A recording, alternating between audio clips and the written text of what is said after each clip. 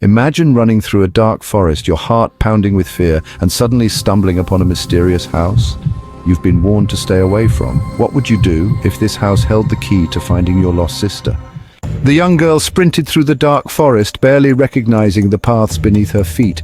Her heart pounded wildly as the distant lights of the village houses flickered in and out of view.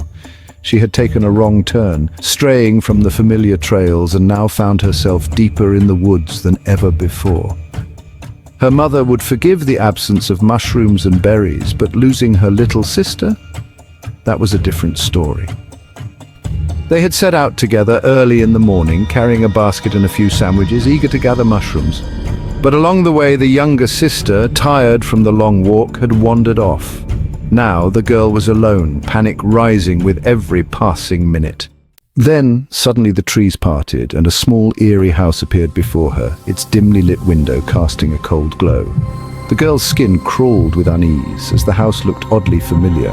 It was the same house her parents had forbidden her to approach, the one at the village's edge where a mysterious woman lived. They said she was dangerous, and just as her hand touched the gate, the door creaked open. Who was this strange woman, and could she really help her find her sister? Out of the house stepped the very woman the villagers whispered about. Without thinking, the girl pleaded for help, her voice trembling. "Please, ma'am, my sister is lost in the woods. I need help." She turned, ready to run back to the village to find the men who could search for her. But the woman's voice stopped her mid-step. "No need to call for anyone else. Follow me," the woman said calmly, her eyes glinting in the moonlight. Unsure but with no other choice, the girl followed. They walked the paths the girl knew well, yet her sister was nowhere to be found. The girl's thoughts grew darker with each step, and fear gripped her heart. Just then, something glimmered between the trees. A pair of glowing amber eyes stared back at her. The woman squeezed the girl's hand tightly and whispered, "Don't be afraid. It's only a wolf." A wolf? Could this fierce predator lead them to her sister, or was it something far more dangerous? The wolf stood silently in the shadows, watching them.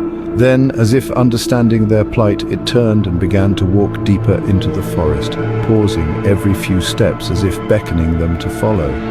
Reluctantly, the girl and the woman obeyed.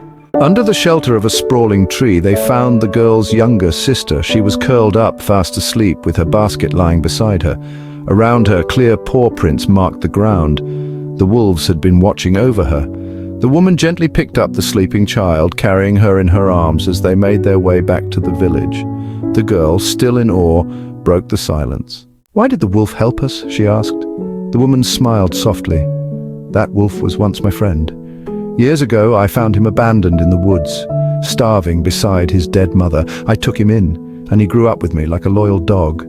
But no matter how much I fed him, he longed to return to the wild, and one day, he did." As they neared the village, the girl glanced back. In the distance, she saw those same amber eyes watching them from the shadows one last time. Even in the darkest moments, unexpected allies can emerge. What do you think? Was the wolf driven by loyalty or something else entirely?